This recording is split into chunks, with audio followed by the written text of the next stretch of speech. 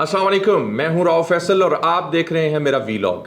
आज इंतहाई अहम मौजू पे मैं बात करने वाला हूं। कुछ ऐसे एतराफ़ किए हैं एक अहम तरीन एंकर और सहाफ़ी ख़ातून ने, जो आम तौर पे अपने जो बयानात हैं उनकी वजह से बहुत ज़्यादा वो शोहरत में रहती हैं और उनकी बहुत सी वीडियोस वायरल होती रहती हैं।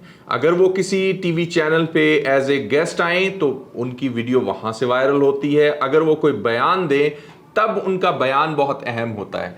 ये ख़ातून सना बुच्चा साहिबा हैं। ये सना बुच्चा साहिबा पिछले कोई 15 बरस से तकरीबन तमाम ही मीडिया चैनल्स पे उनकी अपीयरेंस होती है। कभी वो तज्ज़ियाकार बन के, कभी वो सहाफ़ी के तौर पे सामने आती हैं, एंकर पर्सन भी रही हैं। एक बड़ा ही मशहूर प्रोग्राम वो करती रही हैं जियो पे लेकिन के नाम से। उनके प्रोग्राम्स के क्लिप्स जो हैं वो जलसों में भी चलाए जाते रहे।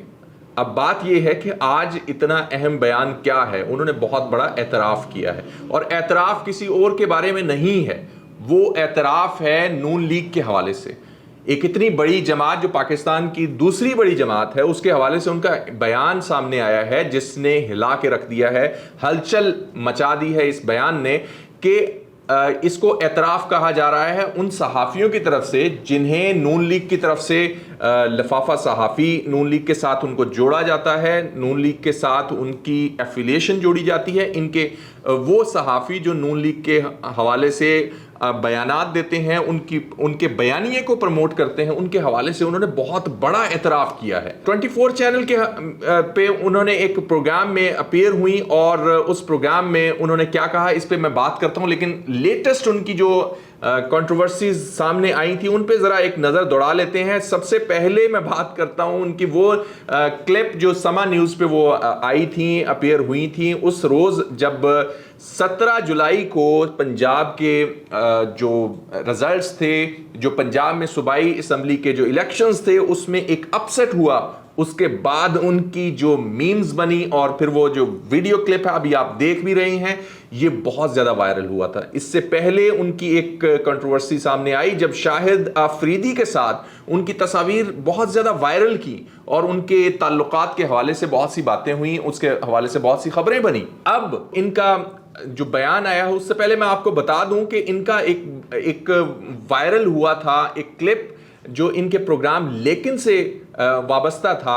उसमें मरियम नवाज ने एक अहम बयान दिया था जो बाद में अदालतों के अंदर भी पेश किया गया और जलसों में सुनवाया गया।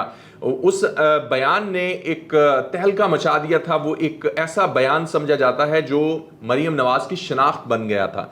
ये बयान क्या था, जरा वो मुलाहिजा फरमाइए। कि मेरी और मेरी वालदा की और बहन भाइयों की प्रॉपर्टीज ये कहाँ से निकाल के ले आए हैं। ये अगर इस बात को प्रूफ करते हैं, मैं मानने को तैयार हूँ कि ठीक है कि ये जो बिल्कुल कह रहे हैं सही कह रहे हैं। प्रॉपर्टीज तो दूर की बात है, मेरी पाकिस्तान में भी कोई प्रॉपर्टी नहीं है, मैं अपने वालिद के साथ रहती। जी, ये वो बयान है जिसमें मरियम नवाज अपना एडमिट कर रही थी कि मेरी लंदन तो क्या पाकिस्तान में भी कोई जायदाद नहीं है। लेकिन फिर हमने देखा कि उनकी कहाँ कहाँ जायदादें हैं और उनके क्या क्या असासे हैं जो पहले छुपाए गए। और इस बयान के बाद पनामा का जो केस था वो बिल्कुल ही उलट के रह गया था और नून लीग को काफ़ी ज़्यादा नुकसान हुआ था इस बयान के बाद। अब जो बयान इनका एतराफ़ है उस पर बात कर ली जाए। ये 24 चैनल के ऊपर इन्होंने एक बयान दिया है। ये बयान हैरान कुन है। इन्होंने अपने बयान में कहा है कि जब वज़ीर आज़म डिनर पर सहाफ़ियों को बुलाकर तोशा खाना की खबर दें और बताएं कि ये एक घड़ी है। ये पहले भी पेड जर्नलिस्ट रखते थे और इसीलिए हम लफाफे मशहूर हो गए क्योंकि उन्होंने ये रवायत डाली है, यानी नून लीग ने ये रवायत डाली है। और इन्होंने साथ ही बयान में मजीद कहा कि ये चाहते थे कि फौज इनके लिए बाकी सारे काम कर दे, इनके लिए मैनेजमेंट कर दे और सहाफ़ी इनके लिए बयानियाँ बना दें। ये आदत हो गई है इनको और ये इनकी बुनियादी कमज़ोरी है। अब ये बयान नाज़रीन जो सामने आया है, इसके कुछ साउंड बाइट्स भी आपको सुनवा देता हूं ताकि ये मज़ीद आपको समझ में आ जाए कि ये बयान کہاں پہ اور کیسے انہوں نے دیا. جی سنیے گا یہ بیان. جس ملک کے پرائم منسٹر آپ کو جرنلسٹ کو بلا کے, صحافیوں کو بلا کے ایک افطار میں بتائیں کہ توشہ خانہ کی گھڑی ہے, یہ خبر دے دیں, تو کہنے کا مقصد یہ ہے کہ اگر جرنلسٹ نہیں آپ کا کام کرنا ہے, پہلے بھی یہ پیڈ جرنلسٹ رکھتے تھے, اسی لیے ہم لفافے مشہور ہو گئے کیونکہ انہوں نے یہ روایت ڈالی ہے کہ لفافہ صحافی ہوتے ہیں. یہ چاہتے تھے کہ فوج ان کے باقی کام کر دے, ان کے لیے مینجمنٹ کر دے, یہ صحافی ان کے لیے ایک بیانیہ کریٹ کر دیں. تو یہ ان کو عادت ہوگی ہے کچھ نہ کرنے کی. یہ تو نون لیگ کا ایسنس میں پرابلم ہے, ان کی اپنی میکنگ میں پرابلم ہے. وہ چاہتے, وہ محنت نہیں کرنا چاہتے, مطلب وہ کسی چیز کو بھی کرنے سے ڈرتے ہیں یا اپنے سائے سے بھی ڈرتے ہیں. جی تو آپ نے سن لیا یہ بیان.